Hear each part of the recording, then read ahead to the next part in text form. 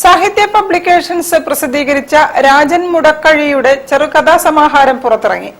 തേവർമഠത്തിലെ വിളികൾ എന്ന പുസ്തകത്തിന്റെ പ്രകാശനം സാഹിത്യകാരൻ ഐസക് ഈപ്പൻ നിർവഹിച്ചു. ചിത്രകാരനും രാമനാട്ടുകര സ്വദേശിയുമായ രാജൻ മുടക്കഴിയുടെ ചെറുകഥാസമാഹാരം തേവർമഠത്തിലെ വിളികൾ സാഹിത്യകാരൻ ഐസക് ഈപ്പൻ പ്രകാശനം ചെയ്തു. ചെറുകഥാകൃത്ത് അജിജേഷ് പച്ചാട്ട് പുസ്തകം ഏറ്റുവാങ്ങി.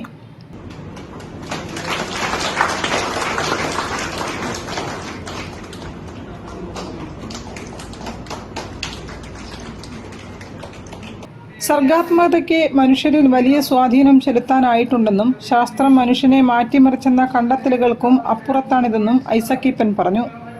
ശാസ്ത്രത്തിന് കടന്നത് ഡോൺ ക്വിക്സോട്ടിനെ അപഗ്രഥിച്ചുകൊണ്ട് പറയുന്ന ഒരു സ്ഥലത്താണ് പറയുന്നത്.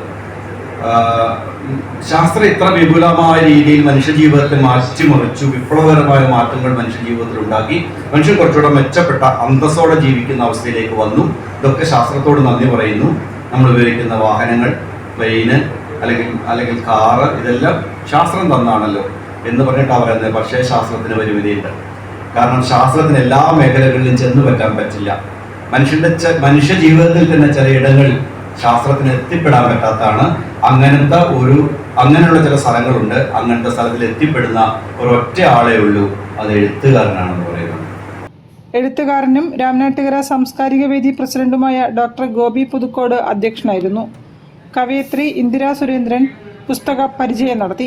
ചടങ്ങിൽ Sahithya publications managing editor Sudeep Thekkeppattu, TC Baburajan, Abdul Faizi, KA Suresh Kumar, Aboobacker Ramanattukara, Jayaraj Omkar, Nandan Kadalundi, Rajan Mudakkazhi എന്നിവർ സംസാരിച്ചു.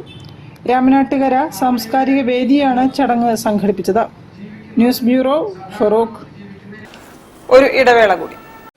ക്യാൻസറിനെതിരെ പൊരുതാനായി കാലിക്കറ്റ് സിറ്റി സർവീസ് സഹകരണ ബാങ്കും MVR ക്യാൻസർ സെന്ററും സംയുക്തമായി അവതരിപ്പിക്കുന്ന ക്യാൻസർ ചികിത്സാ സഹായ പദ്ധതിയാണ് മാസ് കെയർ.